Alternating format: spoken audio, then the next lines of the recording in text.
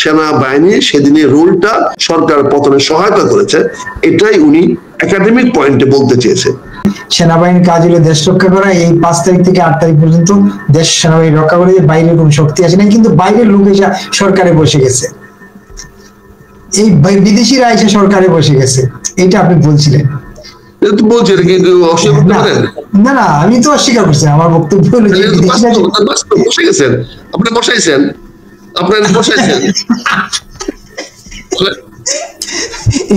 এই বসানো থেকে উদ্ধার পাওয়া কবে? না, উদ্ধার নির্বাচনের মাধ্যমে, যখন সুষ্ঠু অবাধ নির্বাচন হবে তখন এই বিদেশি কুকিল গুলা আর থাকতে পারবে না দেশে, বুঝছেন না? এই সিজনাল বার্ডস গুলা না হয় শিকার করবে, মানুষের তাদেরকে শিকার করে ফেলবে। যেমন আমাদের সাইবেরিয়ান থেকে যে বার্ডস গুলো আসে, সব বার্ডস তো ফিরে যেতে পারে না, অনেক বার্ডস আমাদের হাওর মারে, অনেকের জালে আটকে যায়, অনেকে এভাবে আটকে দেয়, শিকারির কাছে আটকে যায়। এই সমস্ত ওই যে সিজনাল বার্ডস গুলো আসছে, তারাও হয়তো অনেকে ফেরত যাবে, অনেকে ফেরত নাও যেতে পারে, অনেকে আটকে যেতে পারে এখানে, অনেকে হয়তো শিকার করে তাদেরকে দিয়ে ভুরি পুজো করতে পারে। আমরা তো সাইবেরিয়ান বার্ডসের দেশে থাকি, তো আমরা তো দেখি এই যেমন পৌষ মাস অগ্রহায়ণ মাস আসছে, ঝাঁকে ঝাঁকে পাখি আসতেছে আমাদের এখানে, সবগুলো বিদেশি পাখি, বাংলাদেশি পাখি তো না। এই যে বিদেশি পাখি শিকার হয়ে যেতে পারে, এটা আপনার কেন মনে হচ্ছে? এরা তো আসছে, তাই তো আমরা যখন পাখিটা দেখি আমার জমি ধান খেতেছে, তখন আমি তাকে শিকার করবো না? আমার পুকুরে যখন মাছ খেতে আসবে পাখিটা নামবে, তখন শিকার করবো না? তাইলে এই পাখিরা মাছ খেয়ে যাচ্ছে তাইলে এখন অবিরত। আমারটা খাইনি এখনো, যারটা খাইছে সে তো ছাড়বে না। কিন্তু এই যে দেশের মাছ তো খেয়ে ফেললো, তাদের প্রতি নাই, আমাদের নেই, কিন্তু যাদের জমিতে খাচ্ছে, যাদের ফসল নষ্ট করতেছে, তারা তো সেই পাখি শিকার করেও ফেলতে পারে না। কিন্তু এই যে মনে করেন দেশেরটা তো খেয়ে ফেলতেছে, এই যে বন্দর টন্দর সব চুক্তি করে ফেলতেছে, মাত্র 5 দিনে বন্দর চুক্তি হয়ে গেছে। সেই জন্য তো বললাম, তারা যেখানে যেখানে যাচ্ছে সেখানে শিকার হয়ে যেতে পারে। আপনি কি মনে করেন এই 5 দিনের এই যে বন্দর করে ফেলেছে, এটা গুড এন্ড ব্যাড পয়েন্ট আছে, কিন্তু তারপরে গোপনে চুক্তি করার ফলে কি বন্দর ঢুকতে পারবে কেউ? ক্ষমতা আছে ডক্টর ইউনূস সাহেবের লোকদের, বা ওই কোম্পানির তো পাওয়ারটা বাঁচবে। একটা খুন হলেই তো কোম্পানিতে ফেরত আসবে না, একটা অফিসারকে মায়েরা ফেললেই তো আর এই কোম্পানিতে আসবে না। আপনি কি মনে করেন যে বিভিন্ন ভাবে যে সমস্ত আমেরিকানরা এই বাংলাদেশের মাটিতে ঘুরে বেড়াইছে অতীতে, আগামীতে ঘুরে বেড়াতে পারবে? অনেক শিকার হয়ে যাবে না? অনেক পাখি শিকার হয়ে যাবে না? বলেন। কাজে আজকেও তো আমরা দেখতেছি, কাজে একটু সাবধান হইতে হতো। আজকে আমাদের এত এত ব্যারিস্টার, এত এত উকাল থাকতে আমরা আজকে কি দেখলাম যে আইসিটিতে 2 জন উকিল নিয়োগ দেওয়া হলো বিদেশে বাংলাদেশে বংশোদ্ভূত বিদেশি নাগরিক, তাদেরকে দেওয়া হলো। তার মানে কি আমাদের দেশের লয়ার সাহেবরা অযোগ্য না? আমাদের দেশের যে বড় বড় লয়াররা কথা বলেন, অনেক লয়াররা প্রায় হয়তো টেলিভিশনের লয়াররাই দেখি কথা বলেন, তারা কি করবেন বলেন? তাদের যোগ্যতা নাই এখানে বসেন? লন্ডন থেকে আনতে হবে বাংলাদেশে বংশোদ্ভূত লয়ারদেরকে আইন বানাইতে হবে, adviser to the chief prosecutor. Chief prosecutor একদিন অ্যাডভাইস লাগতেছে, কারণ যেহেতু বিচারটা উনি সঠিকভাবে প্রসিকিউশন করতে পারেন নাই। এটা বিচারক সাহেব জনগণের প্রত্যাশা পূরণ করেছেন, ফাঁসি দিয়ে দিয়েছেন, বিচারক সাহেব নিজের ঝুঁকি নিয়ে দিয়েছেন, কিন্তু মামলা তো প্রমাণ হয় নাই, মামলা তো কোনো ইনগ্রেডিয়েন্টস নাই। প্রসিকিউশন তো এখানে এমন কোন এলিমেন্ট দিতে পারে না যে এলিমেন্টে ফাঁসি হওয়া দরকার। ড্রোন দিয়ে আকাশে উড়িয়া তথ্য দিলে তো এটা ফাঁসির অফেন্স হয় না। হেলিকপ্টার নিয়ে আকাশে ঘুরিয়া মানুষকে ভয় দেখাইলে বা গুলি করলে এটা ফাঁসি হইতে পারে না। আইন ছেড়ে জন্য প্রধানমন্ত্রী ফাঁসি হইতে পারে না, বুঝতে পারছেন না? কাজে এগুলো তো, এবং সিপাহী পুলিশ গুলি করলে তার জন্য তো প্রধানমন্ত্রী ফাঁসি হইতে পারে না। প্রধানমন্ত্রী তাদের বিরুদ্ধে অ্যাকশন না নিলে, যেটা বারবার বলা হয়েছে, তুমি কুড নট কন্ট্রোল অ্যাট্রোসিটি, অর্থাৎ তুমি সহিংসতা বন্ধ করতে পারো নাই। তাহলে সহিংসতা হেলিকপ্টার দিয়ে গুলি করলে যে অপরাধ হয়, তাহলে সহিংসতা হবে কেমনে? এই যে আজকে প্রধান উপদেষ্টা আরো বলেছেন যে সেনাবাহিনীকে আগামী নির্বাচনে সহায়তা করতে হবে, সাহায্য করতে হবে। ওনাকে তো এটাও পরিষ্কার করতে হবে যে সাহায্য সহযোগিতা করতে গেলে তারাও যেন ওই আইসিটি কোর্টে তাদের জন্য না নিয়ে যাওয়া হয়, সে নিশ্চয়তা দিতে হবে। নাহলে তারা কেন নির্বাচনে সাহায্য করতে যাবে? তাদের কি টাকা পড়ছে? এখানে তো প্রধান উপদেষ্টা মহোদয়কে পরিষ্কার করতে হবে যে তারা নির্বাচনে গিয়ে তাদের দায়িত্ব পালন করলে সেখানে তাদেরকে আগামীতে আইসিটির মোকাবেলা করা হবে না, এটা তো বলতে হবে। বুঝতে পারছেন না? আসলে অনেক কথা বাজারে বেরিয়ে আসতেছে, অনেক বক্তব্য বেরিয়ে আসতেছে। আজকে যে সমস্ত এই যে হাওয়া অফিসে কথা বলা হচ্ছে, সেখানে বলা হচ্ছে অনেকে তো এয়ার কন্ডিশন রুমে রাখা হয়েছে, অনেকে তো বাড়ির থেকে খাওয়া দাওয়া নিছে, সবাই জানতো যেখানে আছে, এসি রুমে রাখা হয়েছে, এরকম কথাবার্তা তো আজকে বেরিয়ে আসতেছে। তার মানে ওই যে ওই আয়না ঘরে এসিও ছিল, এসি আইনও ছিল, এসি রুমে আইনও ছিল, বলেন? কাজে সেখানে রাখা হয়েছে অনেকদেরকে। এই কথাগুলো তো বাজারে বেরিয়ে আসতেছে এবং যত যত সময় যাবে আরো বেরিয়ে আসবে। হয়তো আয়না ঘরে পুরো হিস্ট্রিটা বলে আসবে, কি কারণে একটা লোককে আয়না ঘরে নেওয়া হয়েছিল সেটাও বেরিয়ে আসতে পারে। বা কি কারণে গল্পের আয়নাঘর তৈরি করা হয়েছিল নাকি? হ্যাঁ, এগুলো আসতে পারে, এগুলো বেরিয়ে আসবে সময় তো বলে। কিন্তু আপনি একটা গুরুত্বপূর্ণ কথা বলেছেন যে এই বিচার হয় না, এরা প্রধান বিচারপতি নিজ দায়িত্বে ফাঁসি দিয়ে দিচ্ছেন। এইটা আমার বোধগম্য হচ্ছে না। বিচারপতি কেন নিজ দায়িত্বে ফাঁসি দিতে গেলেন? কি করবে? তাহলে জনগণের রক্ষা করবে না। সে যদি ফাঁসি না দেয় জনগণ তারা ছাড়বে? এই আদালতে বাইরে পারতো সে, বলেন? কাজে সে জনগণের ফোন করেছে, সে কি ফাঁসি রায় না দিয়ে করতে বেরোতে পারতো? এমনিতে অসুস্থ হয়ে গেছে, এমনিতেও তিনি অসুস্থ হয়ে গেছেন। আর তিনি যদি ফাঁসি না দিতেন তাহলে জনগণ তো পিঠে মারে ফেলে আদালত। জনগণের তার মানে আদালত জিম্মি? আদালত জিম্মি বলছি না, আমি বলছি জনগণের প্রত্যাশা পূরণ করেছেন। জিম্মি তো বলে নাই, আমি বলছি আদালত জনগণের প্রত্যাশা পূরণ করেছেন, কিন্তু আদালতে প্রসিকিউশন যারা করেছেন তারা আদালতের সামনে অকাট্য প্রমাণ দিতে পারেন না। এটা প্রমাণিত, এটা দেখা গেছে, সবাই দেখা যাচ্ছে।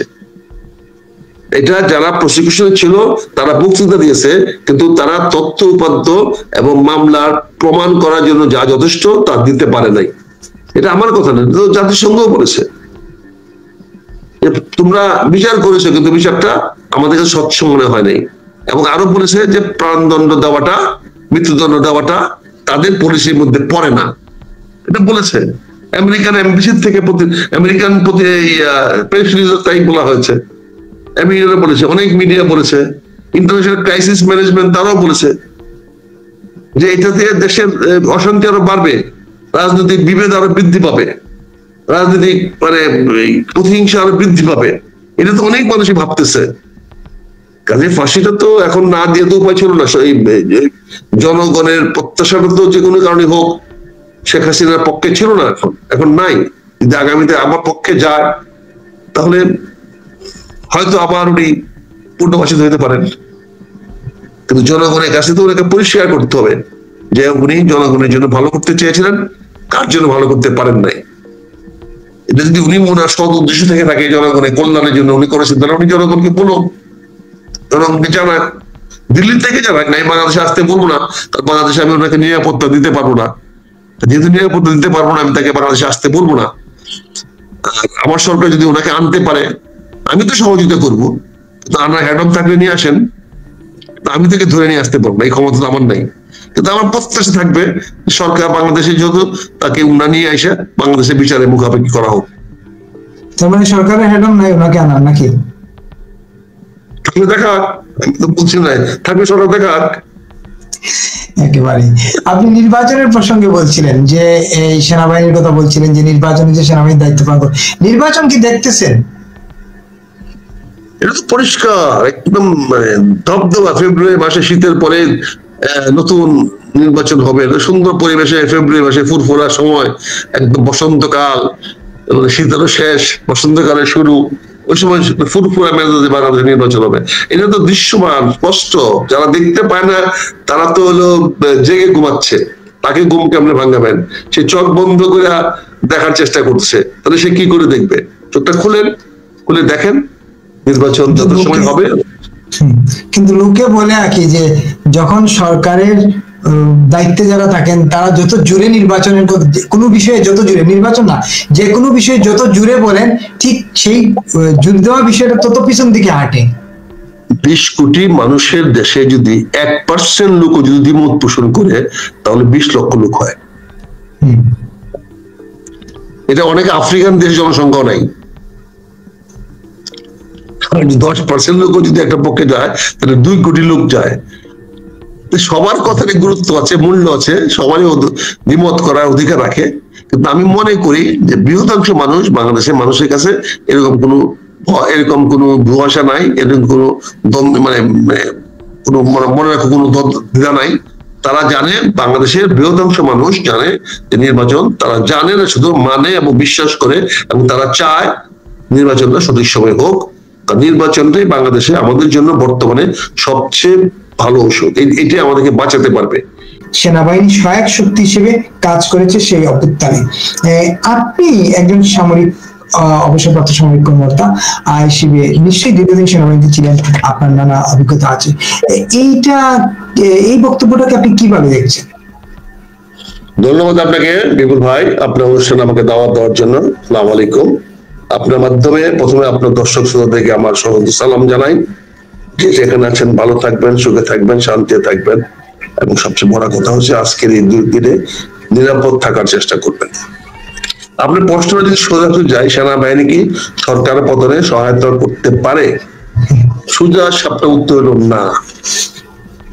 কোন সেনাবাহিনী কোন সরকারের পতনে সহায়তা করার প্রশ্নে ওঠে না, এবং বাংলাদেশ সেনাবাহিনীও সেই কাজটি কখনোই করে নাই। এই বিষয়টা আমাদের স্পষ্ট হতে হবে। এখন ডক্টর ইউনূস সাহেব যে বক্তব্যটা বলেছেন, সে বক্তব্যটা উনি কিছুটা প্রাসঙ্গিক দিয়েছেন। উনি বলেছেন বিশ্ববিদ্যালয়ের ছেলেরা সিদ্ধান্ত নিয়ে নিয়েছে যে কি করা দরকার, সেই করার কি দরকার তার সিদ্ধান্ত নিয়েছে। তখন সেনাবাহিনীকেও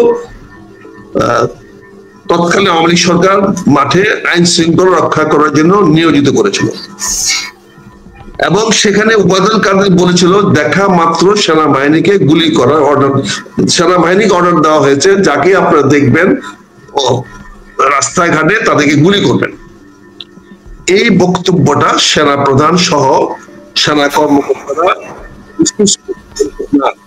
আমরা আমাদের দেশের জনগণের কোনো গুলি চালাতে পারবো না।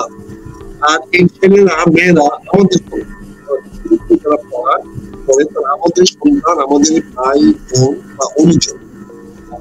সৈনিকদের কাছাকাছি বয়স, তারা জানেন বাংলাদেশের ইয়াং অফিসারদের বয়স, সৈনিকদের বয়স। আপনার কথাটা একটু ভিতরে চলে যাচ্ছে। সৈনিক থাকে, সৈনিকদের বয়স থাকে 20-এর নিচে, আর ইয়াং অফিসারদের বয়স থাকে 25-এর নিচে। সেখানে বিশ্ববিদ্যালয়ের ছেলেদের সঙ্গে তাদের বয়সের একটা মিল থাকে, কারণ বিশ্ববিদ্যালয়ে যারা পড়াশোনা করে তাদেরও বয়স 22, 23, 24 এরকম মধ্যে চলাফেরা করে, মানে তারা একই তারুণ্যকে প্রতিনিধিত্ব করে। সেখানে ইয়াং অফিসাররা এবং সৈনিকেরা বলছে আমরা আমাদের বন্ধুদের, আমাদের ভাইদের, আমাদের বোনদের উপরে গুলি চালাতে পারবো না, কাজে সরকার আমাদেরকে এরকম নির্দেশ দিলে আমরা বেকারে পড়ে যাব, আমরা বিব্রত হব। এই কথাটা কিন্তু তারা সরকার প্রধানকে জানিয়েছে, এবং এটাই বোধহয় ডক্টর ইউনূস সাহেব বলতে চেয়েছেন যে এই সেনাবাহিনীর অবস্থানটাই আন্দোলনকে সফল করতে সর্বোচ্চ সহায়তা করেছে। কারণ তখন সেনাবাহিনীর প্রতি যে ভয়টা মানুষের স্বাভাবিক থাকে, সেই ভয়টা উঠে গেছে। সবাই বুঝে গেছে এই সেনাবাহিনী আমাদের উপর গুলি করবে না। কাজে এখানে সেনাবাহিনীর এই ভূমিকাটা সেদিন জনগণের পক্ষে, ছাত্রদের পক্ষে, বৈষম্যদের পক্ষে নেওয়াটা ছিল একটা যুগান্তকারী পদক্ষেপ, এবং সেই পদক্ষেপটার পিছনে অবশ্যই দেশপ্রেম, জনগণের প্রতি তাদের, জনগণকে নিরাপদ দেওয়ার যে তাদের ইচ্ছা, সেটাই প্রকাশ পেয়েছে। তারা অত্যন্ত বলিষ্ঠভাবে জনগণের নিরাপত্তা নিশ্চিত করেছে। তারা বলছে রাস্তায় জনগণের উপরে তারা গুলি চালাবে না, এবং এটাতে তাদের প্রচন্ড দেশ, অর্থাৎ যদি এই ছেলেগুলা মারা যেত, গুলি করতো, তাহলে দেশে হয়তো আরো বিশৃঙ্খলা বড় হতো, এমনকি সশস্ত্র বাহিনীর ভিতরে হয়তো গন্ডগোলটা বিস্তার হয়ে যেতে পারত। কাজে এখানে সেনাবাহিনী অত্যন্ত বিচক্ষণতার সঙ্গে, এবং বিশেষ করে সেনা প্রধান অত্যন্ত তড়িৎ সিদ্ধান্ত নিয়েছেন, এবং তাকে সিদ্ধান্ত নিতে হয়েছে পক্ষে যাব না বিপক্ষে যাব। পক্ষে মানে কার? পক্ষে মানে শেখ হাসিনার না, পক্ষে মানে সরকারের না। ওনাকে সিদ্ধান্ত নিতে হয়েছে জনগণের পক্ষে থাকবো না জনগণের বিপক্ষে যাব। তৎকালীন সময়ে সেনা অধিনায়কেরা, সেনাপতিরা সিদ্ধান্ত নিতে পেরেছে বলিষ্ঠভাবে তারা জনগণের পক্ষে থাকবে। এটা হয়তো সরকারের বিপক্ষে গিয়েছে, সেটা তো কিছু করার ছিল না। ওই সময় সরকারকে ক্ষমতা রাখাটা কারোর পক্ষে সম্ভব ছিল না, এবং জনগণের কল্যাণের পক্ষেও ছিল না, জনগণের স্বার্থের পক্ষে ছিল না, দেশের স্বার্থ ছিল না। ফলে জনগণের পক্ষে সেনাবাহিনী অবস্থান নিয়েছে। তারপরেও কিন্তু সেনাবাহিনী শেখ হাসিনাকে স্থানান্তর করতে, দেশান্তর করতে সম্পূর্ণ সহযোগিতা করেছে, এবং পরে তাকে দেশের বাইরে অত্যন্ত মানে নিরাপদে পাঠিয়ে দিয়েছে। কাজে আমি মনে করি ডক্টর ইউনূস সাহেব আজকে এসা সেনাবাহিনীর সামনে কথা বলতে গিয়ে সেটাই তার সামনে মনে হয়েছে অগ্রাধিকার প্রাপ্ত বক্তব্য। যেহেতু সেনাবাহিনীর মধ্যে উনি তত বেশি বড় বক্তৃতা দেন নাই, আজকে একাডেমিক আলোচনা করতে গিয়েছিলেন, এর কোনো এক্সিকিউটিভ অর্ডার ছিল না, এটা একটা ইনস্টিটিউশন, এটা শিক্ষা প্রতিষ্ঠান। সেখানে একাডেমিক বক্তব্য দিতে গিয়ে উনি ইতিহাস থেকে কিছু পুনরাবৃত্তি করে বলেছেন সেনাবাহিনীর সেদিনের রোলটা এই দেশের বিপ্লবের পক্ষে ছিল, সরকার পতনে সহায়তা করেছে। এটাই উনি একাডেমিক পয়েন্টে বলতে চেয়েছে। এটা কিন্তু ওনার কোনো মিলিটারি বা এক্সিকিউটিভ অর্ডার না, এক্সিকিউটিভ বক্তব্য না, এই বক্তব্যটা সম্পূর্ণ একাডেমিক। না, একেবারে আপনি বলেছেন যে আমি যে প্রশ্নটা করতেছিলাম আপনি আগেই তুলে ফেলেছেন প্রশ্নটা, সেনাবাহিনী ছাত্র জনতার উপর গুলি করবে না, এটার অর্থ কি বোঝায় এই যে আমি সরকারকে রক্ষা করব না, আমি মানুষের পক্ষে আন্দোলনকে সহায়তা করলাম, এটা বোঝায়? সেনাবাহিনী তো সরকার রক্ষা করার জন্য দায়বদ্ধ না। তার সাংবিধানিক দায়িত্ব কি? সাংবিধানিক দায়িত্ব সরকার রক্ষা করা না, রাষ্ট্রকে রক্ষা করা। পরিষ্কার হইতে হবে ভাইয়া, রাষ্ট্র এবং সরকার এক জিনিস নয়।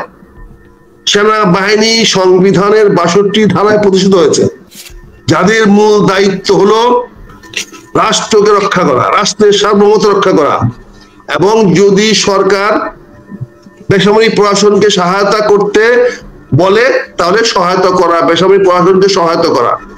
তার অর্থ কোন অবস্থায় সরকারকে রক্ষা করা না। যদি কেউ মনে করে সামরিক বাহিনী সরকারকে রক্ষা করবে, তাহলে তারা সেনাবাহিনীকে মিসইউজ করার চেষ্টা করছে, অপব্যবহার করার চেষ্টা করছে, এটাই বুঝতে হবে। কারণ সেনাবাহিনী কোনো অবস্থাতেই সরকারের কোনো তল্পিবাহক বাহিনী নয়, এটা রাষ্ট্রের বাহিনী, এটা রাষ্ট্রের সম্পদ। সশস্ত্র বাহিনী রাষ্ট্রের সশস্ত্র বাহিনী। তার মানে আপনি বলছেন যে এইটা এই গুলি, আপনি যেটা বলছেন যে প্রধান উপদেষ্টা বলছেন এই যে গুলি না করার সিদ্ধান্ত, এটাই তাদের সহায়তা? সহায়তা না, এগুলি যদি তারা গুলি করতো নাকি বিপ্লব সফল হতো বলেন? সেনাবাহিনী তো সরকারের পক্ষ নেয় নাই, রাষ্ট্রের পক্ষ নিয়েছে, জনগণের পক্ষ নিয়েছে। না, তাহলে সেনাবাহিনীর কাজ হচ্ছে সংবিধান রক্ষা করা, স্বাধীনতা সার্বভৌমত্ব রক্ষা করা, এবং সরকারকে, সংবিধান রক্ষা করা মানে তো সরকারকে রক্ষা করা। সংবিধান রক্ষা সরকার রক্ষা কি? যদি না, সংবিধান রক্ষা, সে শপথ করেছে সংবিধান রক্ষা করবে। সংবিধান তো, সরকার তো পরিবর্তনশীল, সে তো সরকারের অধীন, তাই না? না, সরকার উদ্দেশ্যে না। যতক্ষণ পর্যন্ত সাংবিধানিক সরকার সে ছিল ততক্ষণ পর্যন্ত সে তো তাকে রক্ষা করেছে। তাকে তো কেউ হত্যা করতে দেয় নাই, তাকে কেউ মারতে দেয় নাই, সে একজন মন্ত্রীকে মারতে দেয় নাই, হত্যা হতে দেয় নাই, একটি সরকারকেও তো সে ক্ষতিগ্রস্ত করতে দেয় নাই।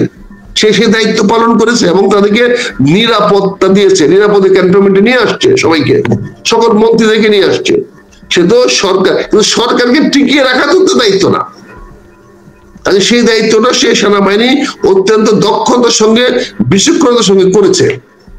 আর সাংবিধানিক ভাবে সংবিধান রক্ষা করবে, আর সংবিধানে যেই সরকার আসবে সাংবিধানিক ভাবে সেই সরকার রক্ষা করবে। কাজে এখানে তো সাংবিধানিক ভাবে সরকার প্রতিষ্ঠিত হয়েছে।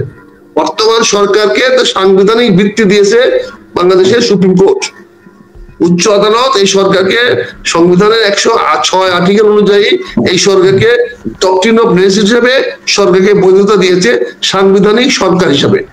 কাজে সেই সরকারকে রক্ষা করার দায়িত্ব তো সেনাবাহিনী পালন করে যাচ্ছে, তাই এখন সরকার টিকে আছে। এবং হয়তো ডক্টর ইউনূস বলতে চাচ্ছেন যে এরা যদি সহায়তা না করে তাহলে তো এই বর্তমান সরকার একইভাবে হয়তো পতন হয়ে যেতে পারে। কাজেই সরকারকে সহায়তা করা মানে সাংবিধানিক যতদিন পর্যন্ত আপনি সরকার থাকবেন তাদেরকে অবশ্যই সহায়তা করবেন। আবার সাংবিধানিক ভাবে যারা নির্বাচিত হয়ে আসবেন সেই সরকারকেও তারা নিরাপত্তা দিবে। কিন্তু সাংবিধানিক ভাবে যে সরকার টিকে থাকবে না তার পক্ষে তো তারা যাবে না। যে সরকার ক্ষমতাচ্যুত হয়ে যাবে সেই সরকারের পক্ষে তো সেনাবাহিনী যাবে না। সাংবিধানিক ভাবে যে সরকার থাকবে সে আগের সরকার কি অসাংবিধানিক ছিল?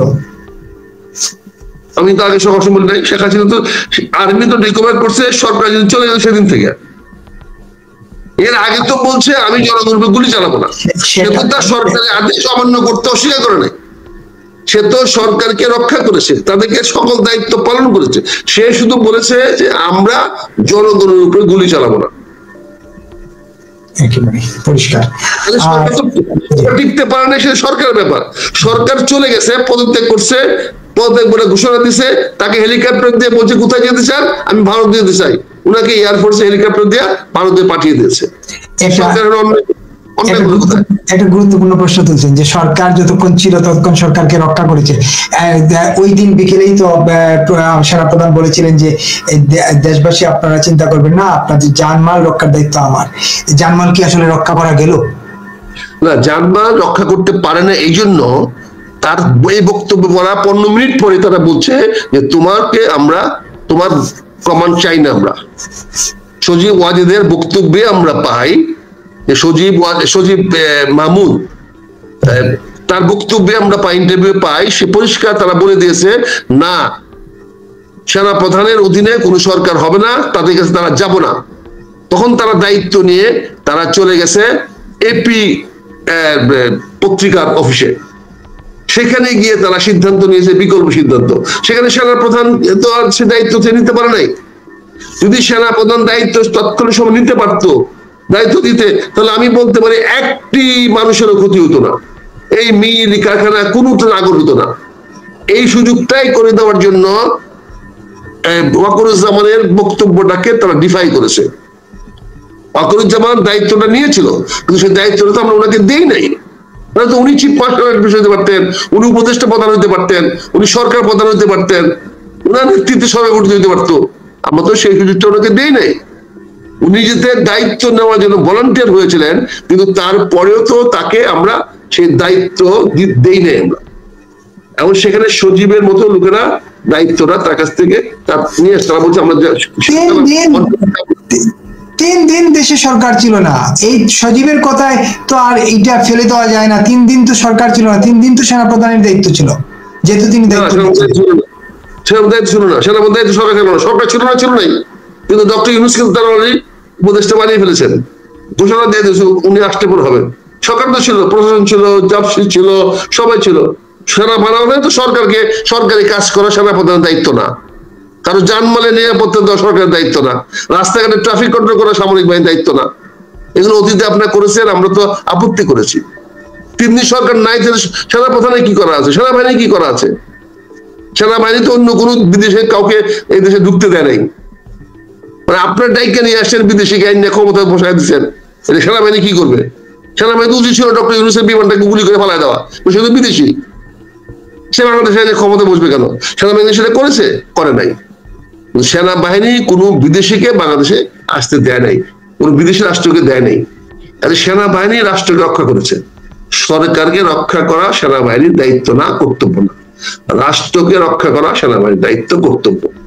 বাংলাদেশের সার্বভৌমত্ব রক্ষা করা সেনাবাহিনীর কর্তব্য, সেটা সেনাবাহিনী করে যাচ্ছে। এবং অত্যন্ত আমি গর্বের সঙ্গে বলতে চাই, আমাদের সেনাবাহিনী সেই দায়িত্বটা অত্যন্ত নিষ্ঠা, দক্ষতা এবং গর্বের সঙ্গে করে যাচ্ছে। এই জন্য জাতি তাদের কাছে কৃতজ্ঞ, আমি তাদেরকে ধন্যবাদ জানাই। একেবারে। আমরা একটু আরেকটা প্রশ্ন করি। আপনি বলছিলেন যে সেনাবাহিনীর দায়িত্ব না ট্রাফিক করা, ট্রাফিক দেখা সেনাবাহিনীর দায়িত্ব না, এটা না। কিন্তু আমরা তো গত 5 আগস্টের পর থেকে এখন পর্যন্ত সেনাবাহিনীকে মাঠেই দেখছি 2 মাস পর পর মেস্টেসি পাওয়ার নিয়ে, কিন্তু বাস্তবে তার খুব একটা কার্যক্রম তো চোখে পড়ে না। প্রায়শই আমরা সহিংসতার খবর পাই, প্রায়শই আমরা মবের খবর পাই, কিন্তু মেস্টেসি পাওয়ার থাকার পরও আমরা এগুলাকে দমানোর কোনো দেখি না, কার্যকর পদক্ষেপ।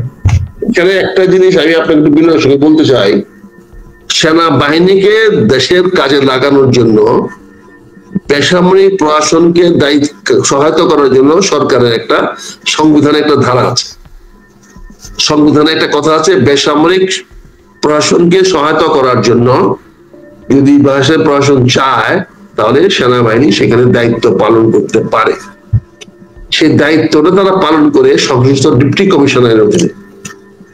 আপনি ডিপ্টি কমিশনারের কাছে ম্যাজিস্ট্রেট থাকে, সেই ম্যাজিস্ট্রেট গুলা ডিপ্টি কমিশনের নির্দেশে ম্যাজিস্ট্রেট পালন করে। কিন্তু আজকে বিচার ব্যবস্থা আলাদা হয়ে যাওয়ার পরে ডিসির অধীনে যে ম্যাজিস্ট্রেট থাকে তাদের বিচারিক ক্ষমতা নাই। তারা বড় জোর একটা ওই মোবাইল কোর্ট চালাতে পারে এবং 6 মাসের জেল দিতে পারে বা 10,000 টাকা জরিমানা করতে পারে, কিন্তু বিচারক আদালত তার চেয়ে বেশি দেওয়ার ক্ষমতা তাদের নাই। এখন সেনাবাহিনী যখন গিয়েছে তখন এতগুলা ম্যাজিস্ট্রেট তো নাই, সেনাবাহিনী যেখানে যাবে, সেনাবাহিনী তো কোনো কর্তৃত্ব নাই, কর্তৃত্ব হবে ম্যাজিস্ট্রেটের এবং সেই কর্তৃত্ব পাবে ডিসির কাছ থেকে। কাজে ডিসির কাছ থেকে তারা কর্তৃত্ব নিয়েছে যে আমার অফিসাররা ক্যাপ্টেন মেজর সাহেবরা যেখানে ডিউটি করবে সেও তোমার ম্যাজিস্ট্রেট হিসেবে কাজ করবে, এই ম্যাজিস্ট্রেট পাওয়ারটা তারা নিয়েছে। কিন্তু চূড়ান্ত নির্দেশ তো দিতে হবে ডিসিকে, ডিসিকে বলতে হবে তাকে ধরেন, মারেন, কাটেন, জেলে ঢুকান, কি করবেন সেটা বলতে হবে। সেনাবাহিনী ওই ম্যাজিস্ট্রেটকে প্রোটেকশন দেবে যে আপনার নির্দেশটা পালিত হবে, কিন্তু ম্যাজিস্ট্রেটের নির্দেশটা তো আসবে ডিসি সাহেবের কাছ থেকে। সেই জিনিসটা তো আমরা বুঝি না, সেই জিনিসটাতে আমরা ডিসি সাহেবরা এখন কি করব? DC is a very powerful post, DC is not a simple একটা পোস্ট। ডিসিকে আমরা অনেক ক্ষমতা দিয়েছি, অনেক পাওয়ার ইমপ্লাইজ। কমপ্লিট গভর্নমেন্টের যা ক্ষমতা আছে, সকল মন্ত্রণালয়ের যত ক্ষমতা আছে, ওই একটি জেলাতে একজন ডিসি সেই ক্ষমতা প্রয়োগ করতে পারে। এটা আপনি শুনতে আমরা খারাপ রাখতে পারে বা আশ্চর্য মনে হতে পারে, কিন্তু একটা ডিসি বাংলাদেশের সকল মন্ত্রণালয়ের কর্তৃত্ব তার কাছে আছে। সে যে কোনো মন্ত্রণালয়ের যে কোনো কর্মকর্তার উপরে সে খবরদারি করতে পারে। কোন মন্ত্রণালয়ে সে চাকরি করে এটা ডিসির কাছে বিবেচ্য বিষয় না। ডিসি বাংলাদেশ সরকারকে কর্তৃত্ব সে ওখানে ডিস্ট্রিক্ট লেভেলে সে এক্সারসাইজ করে, বিভাগীয় লেভেলে বিভাগীয় কমিশনার সে এক্সারসাইজ করে। দে আর দি পাওয়ার। তো এই পাওয়ারটা যদি ওনারা ডিসিরা যদি আমাদের আর্মির ম্যাজিস্ট্রেট যাদেরকে বানানো হয়েছে সে ম্যাজিস্ট্রেটকে রিলে না করেন, ক্ষমতাটাকে হস্তান্তর ক্ষমতাটা না দেন, তাকে নির্দেশ না দেন, তাহলে ওই আর্মি অফিসারের ম্যাজিস্ট্রেট হয়েও কি করতে পারবে? আগে তো ম্যাজিস্ট্রেটের অরিজিনাল পাওয়ার থাকতে হবে। সোর্স অফ পাওয়ারটা কি? সেনাবাহিনী ম্যাজিস্ট্রেটের সোর্স অফ পাওয়ার হলো ডিসি। তো ডিসি তাকে বলবে আপনি ওখানে গ্রেফতার করেন, আপনি ওখানে গিয়ে ফাইন করেন, আপনি ওখানে জেল দেন। সেটা সেনাবাহিনী তাকে ওই ম্যাজিস্ট্রেট সাহেবকে, ক্যাপ্টেন সাহেবকে, মেজর সাহেবকে, সিভিলিয়ান ম্যাজিস্ট্রেটকে যেমন প্রোটেকশন দিত, আর ক্যাপ্টেন সাহেবকে তো আলাদা করে প্রোটেকশন দেওয়া দরকার নাই, because he is belongs to that unit. এইটা হলো আপনারা যদি এই জিনিসটা